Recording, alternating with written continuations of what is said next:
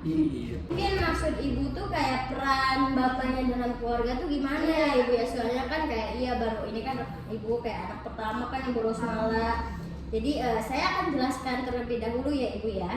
Jadi peran ayah dalam keluarga itu sudah harus terasa bahkan sejak kelahiran bayi nantinya ya ibu. Dilansir yang dimaksud dilansir Constructing Fatherhood itu di rumah peran ayah ibarat kepala sekolah dan ibunya itu ibu guru.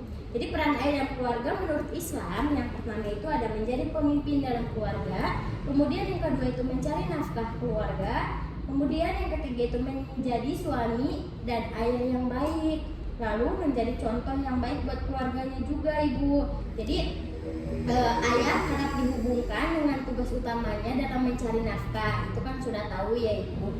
Padahal peran ayah sangat dibutuhkan untuk menjaga keluarga tetap utuh dan memastikan anak-anak mendapatkan pendidikan. Jadi selain mencari nafkah, kan kayak orang-orang sering bilang kayak ayah itu tugasnya tuh mencari nafkah. Tapi itu tuh kayak ya emang harus mencari nafkah, tapi ayah juga itu harus penting ibu untuk menjadi pemimpin dalam keluarga. Itu harus nyari kayak sekolah anak yang bagus tuh di mana gitu loh ibu. Nah, lalu saya akan menjelaskan berbagai peran ayah yang perlu dipenuhi dalam keluarga. Yang pertama itu pelindung keluarga, terutamanya ibu, kayak menjadi contoh anak buat anak-anaknya nanti, buat anak ibu nanti kalau lahir. Lalu kayak motivator juga ibu. Jadi kepala keluarga ini kerap mengingatkan anak jika tidak ada manusia yang sempurna ibu, dan melakukan kesalahan adalah sesuatu yang manusiawi. Jadi kalau misalnya anak ibu dan bapak nanti dia punya satu kesalahan itu tidak apa-apa, karena itu memang manusiawi dan jangan kayak dibentak-bentak ya ibu anak itu nanti.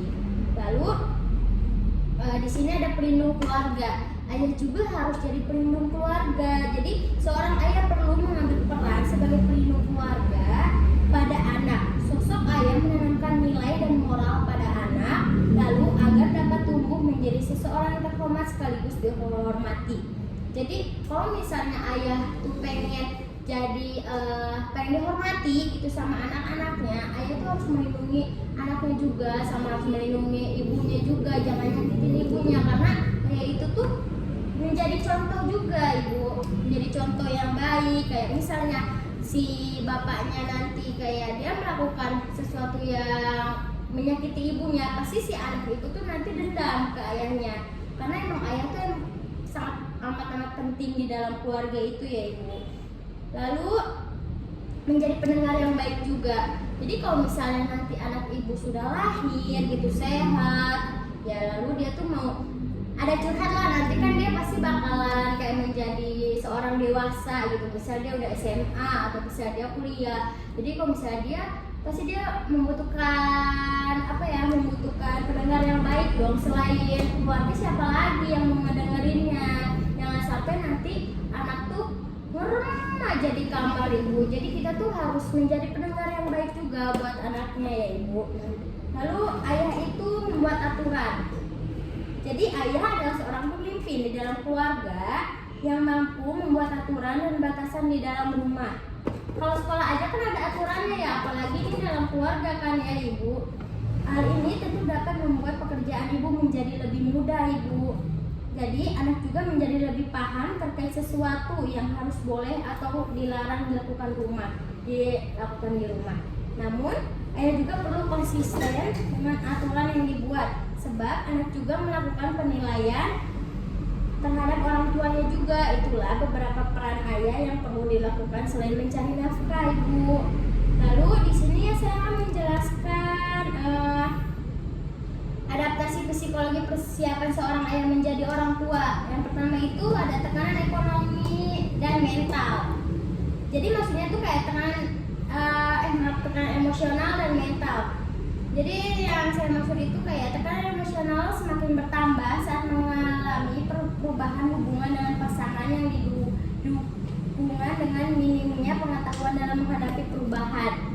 Jadi mayoritas ayah menggambarkan tekanan tersebut berupa hilangnya konsentrasi saat bekerja, menderita sakit kepala dan stres. Ayah cenderung mengatasi sendiri hal tersebut karena tidak ingin membebani pasangannya.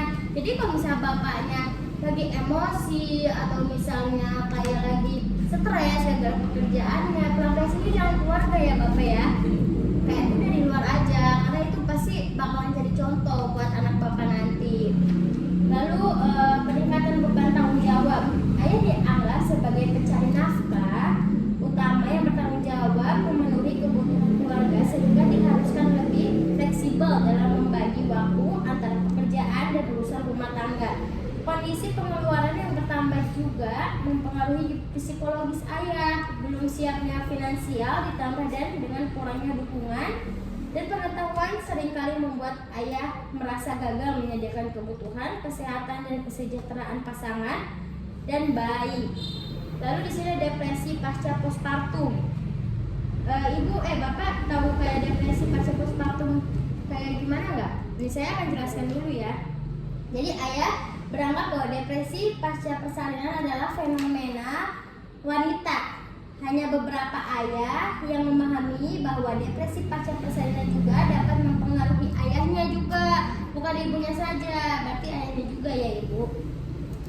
Adanya depresi pada pasangan penting untuk pertimbangan adanya kemungkinan bahwa ayah tidak mampu menyediakan hubungan sepenuhnya serta kemungkinan perlunya bantuan untuk menghindari depresi pada ayah. Jadi yang postpartum itu bukan ibu doang, jadi kayak ayahnya juga emang penting gitu loh Bu. Itu ada yang bisa ditanyakan lagi? Oh, jadi seperti itu ya? Iya, jadi kayak peran ayah tuh bukan mencari nafkah saja Ibu, dia juga harus kayak di dalam keluarga tuh harus ada aturan, terus dia harus menjadi contoh yang baik buat anak-anaknya nanti itu Ibu.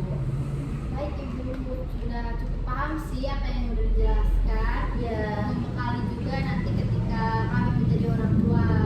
Iya, jadi nanti kalau misalnya Bapak bisa Ibu berantem itu jangan kayak di depan anak ya Ibu ya.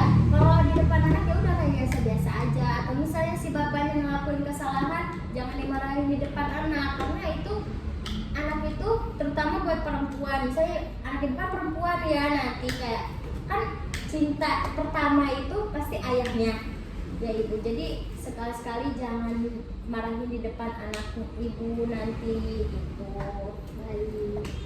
Yang bisa ditanyakan lagi Bapak Ibu? Tidak ada Bu. Ya, tidak ada ya Ibu. Udah cukup ya Ibu. Ya, terima kasih ya Bu. Iya Ibu, sama-sama, nanti kesini lagi ya buat ngecek kandungan Ibu. Ntar lagi juga lahiran. Iya, ntar lagi. Semoga sehat ya Ibu. Terima kasih ya Bu. Iya. Saya pamit Ya, pulang. makasih Pak.